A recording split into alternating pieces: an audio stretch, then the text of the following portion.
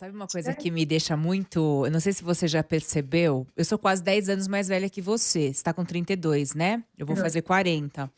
Mas uma coisa que me chama muito a atenção, que remete ao começo dessa nossa conversa, né, que você falando sobre a fala ser, até um instrumento para a gente fazer política melhor, fazer tudo melhor, não é difícil acontecer nos dias de hoje. Eu tô falando por mim, eu queria saber de você, de estar participando, às vezes você tá aí com uma roda de casais de amigos, tá? Só os homens falando de política.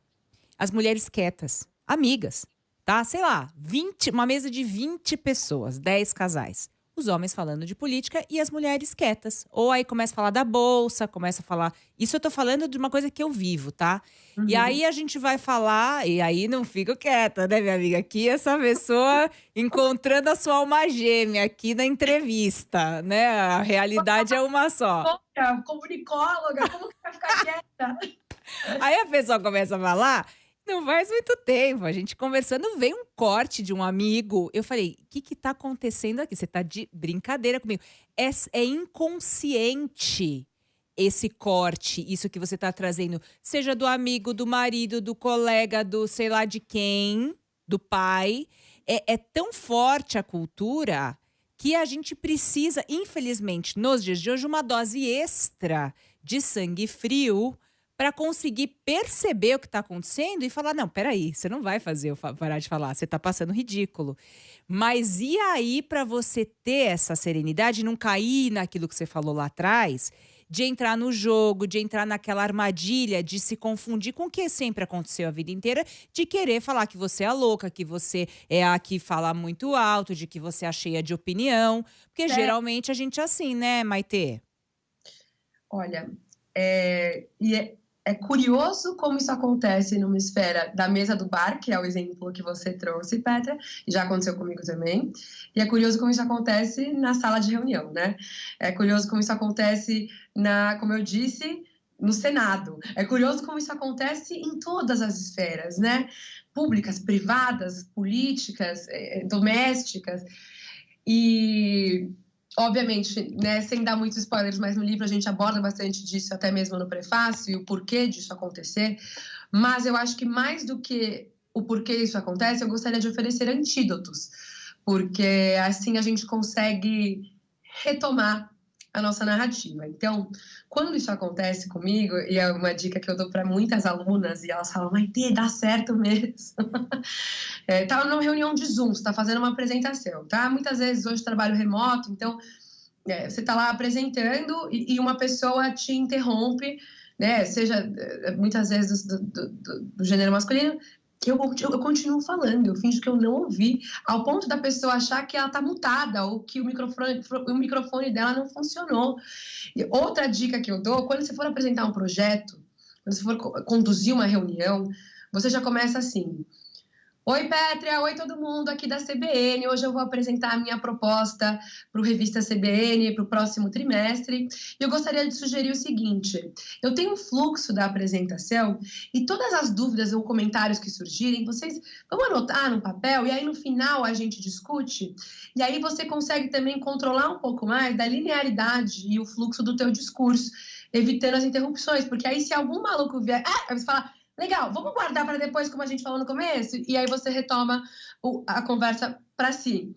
Quando você está num contexto mais casual, entre amigos, e vamos falar, muitos desses amigos, eu tenho certeza, Petra, eles são desconstruídos, eles são feministas, eles são good vibes, né? Super. eu conheço bem. Eu uso espelhamento. Várias vezes eu já me peguei sendo interrompida ou falando algo e sendo refutada, sem dados nenhum. Então, eu vou dar um exemplo. Outro dia eu estava numa dessas mesas que você combinou, assim, que você trouxe, né, de bar, dessas da Vila Madalena, dessas desconstruídas, e alguém falou alguma coisa do tipo: mas é que mulher dirige mal, né? É sabido isso. E aí, sabe quando aquilo te atravessa de uma forma que você não tá preparada, né? Você tá lá comendo seu espetinho e você fala... Não puedo crer.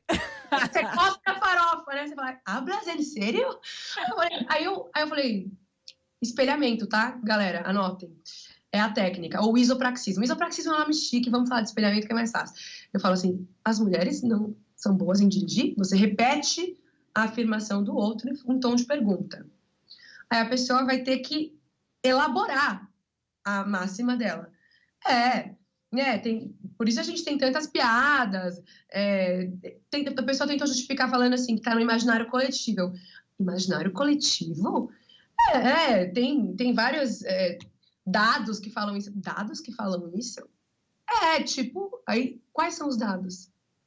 E aí, quando você espelha 3 vezes, você está obrigando... Porque o que acontece? Quando a pessoa joga essas máximas falaciosas para cima de você, sem sustentar de uma forma lógica a opinião, e isso pega, tá?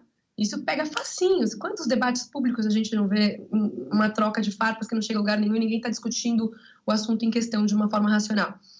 Quando você obriga o outro a sustentar o ônus da prova, porque ele fez a afirmação, daí ele quer que eu contra-argumente trazendo as defesas, eu só estou espelhando, o que eu estou dizendo vamos lá, me diz por quê, trabalha esse argumento para mim, e a pessoa não consegue, ou pior, ela se ouve falando, muitas vezes, se é uma pessoa com um pouquinho mais de consciência, ou ela retira o que ela disse, ou ela passa vergonha, né? Ou ela para por ali, e aí você não se alterou, não mudou o tom de voz, não contra-atacou, não fez uma falácia de homem, nem que é do ataque pessoal, falando, vocês homens, e nananana, porque também eu brinco que a gente tem que ser mais esperto que o diabo, né? Muitas vezes em situações corporativas eu poderia ter dado textão, falando o patriarcado, o machismo estrutural, e aí, legal, a minha promoção não ia vir, eu não ia conseguir mudar de uma forma efetiva a cultura organizacional da empresa. Então, por muitas vezes, o que eu fazia era, ou eu vou espelhar, eu vou guardar essa informação e no futuro eu vou, de alguma forma, estruturar uma contra-argumentação racional que vai justificar porque esse projeto é viável e a gente não vai ficar nesse ele disse, ela disse.